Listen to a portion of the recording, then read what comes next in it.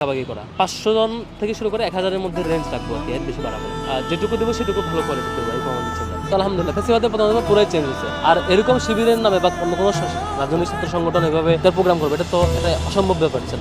এর থেকে এটা বড় প্রাপ্তি এবং এটা আমরা চাচ্ছি যে এটা আমরা ইনশাআল্লাহ কন্টিনিউ করব। প্রত্যেকেই কেউ কারোর জন্য নিজের জন্য কাজ করে না, সবাই একটা কমিউনিটির জন্য কাজ করে, কমিউনিটির কল্যাণে কাজ করে। এই জন্য সাবেকদের সাথে বর্তমানের মেলবন্ধন এবং বর্তমানে যে টিম ওয়ার্ক, কাজের কম্পিটিশন, সবাই মিলে একসাথে কাজ করা, একটা ফিলিংসটা থাকে। এই ফিলিংসটার কারণে এটা আমরা কন্টিনিউ করতে পারছি। সকল স্টুডেন্ট নিয়ে আয়োজন করা স্টুডেন্টের পক্ষে একসাথে করাতে এটা বেশ বড় চ্যালেঞ্জিং ব্যাপার হবে। আমরা যেটা চিন্তা করি যে প্রতিদিন আমরা ইফতার আনন্দটা একে এক্সপোর্ট ভাগাভাগি করার চেষ্টা করি। কালকে আমাদের সায়েন্সের হলের দিকে ছিল, আজকে আমরা এখানে আসছি, এখানে রোকেয়া হল এবং শামসুন্নাহার হলের আপুরা বোনরা খুব ইজিলি নিতে পেরেছেন। এবং আমাদের চিন্তা ছিল মূলত প্রতিদিন 500 জনকে করে দেওয়া, কিন্তু দেখছি যে 500 জন করে হচ্ছে না, এটা রেঞ্জ বাড়ানো।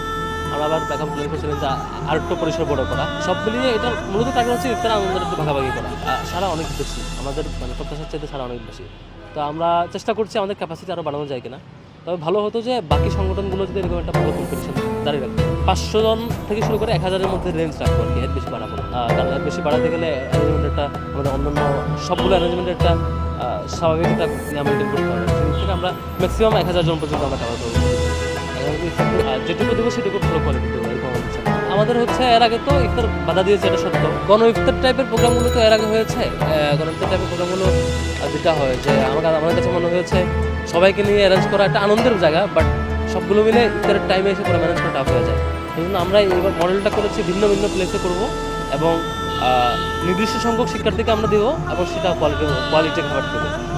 এরপরে আমরা আগেই অ্যানাউন্স করবো কতজনকে দেবো। তো ওই টাইমের মধ্যে যারা আসবেন আসরের টাইমটাতে, ওই টাইমটা আমরা একটা ফিক্স করছি 4:45-এর পর থেকে। তো ওই সময়টার মধ্যে যারা আসতেছেন তারা রিসিভ করছেন এবং শেষ হয়ে গেলে আমরা আমরা সমাপ্ত করছি।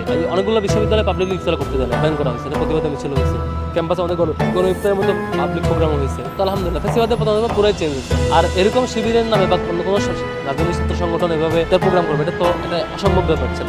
এর থেকে এটা বড় প্রাপ্তি এবং এটা আমরা চাচ্ছি যে আমরা ইনশাআল্লাহ কন্টিনিউ করব। তফাৎ আপনি দেখবেন হলগুলো ঘুরলেই যে এবার রমজানে প্রত্যেকটা হল দেখবেন সাজরব, খুব ডেকোরেশন, মায়ের রমজান স্বাগতম লেখা আছে, তো চালান সালাম মায়ের রমজান লেখা আছে, লাইটিং করা আছে, খুবই দারুণ একটা দেখবেন আর কি আয়োজন।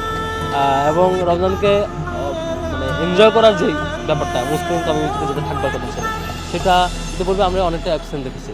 কেন যেন একটা ভীতিকর পরিবেশ, কারোর সাথে কথা বলবে না, একটু বড় আয়োজন করা যাবে না, এই ইসলামিক ফেস্টিভ্যালগুলোকে এনজয় করা যাবে না, এরকমটা একটা ভীতিকর পরিবেশ ছিল। সেটা এখন কেটে গেছে। সবগুলো হলে দেখবেন ছেলে হল মেয়ে হল সবগুলো হলে দেখবেন দারুণ অ্যারেঞ্জমেন্ট চলছে, সবগুলো হলে ভালো সাজরব। সাপোজ আমি এখান থেকে সাবেক হয়ে যাওয়ার পর 30-40 বছর পরেও আমরা ঢাকায় সেটা টাকা ফলে আমার যেখান থেকে ইনকাম থাকবে আমি চাইবো যে আমার সাথে আমি একটু কোঅপারেট করি। এভাবে করে সাবেক সকল অ্যালামনাই কারেন্ট থাকে এবং এটা একটা কারেন্ট থাকার এটা বড় একটা ফিচার হইলো, মানে বড় একটা কারণ হইলো একটা ট্রান্সপারেন্সি থাকে এবং প্রত্যেকেই কেউ কারোর জন্য নিজের জন্য কাজ করে না, সবাই একটা কমিউনিটির জন্য কাজ করে, কমিউনিটির কল্যাণে কাজ করে। এই জন্য সাবেকদের সাথে বর্তমানের মেলবন্ধন এবং বর্তমানে যে টিম ওয়ার্ক, কাজের কম্পিটিশন, সবাই মিলে একসাথে কাজ করা, একটা ফিলিংসটা থাকে। এই ফিলিংসটার কারণে এটা আমরা কন্টিনিউ করি।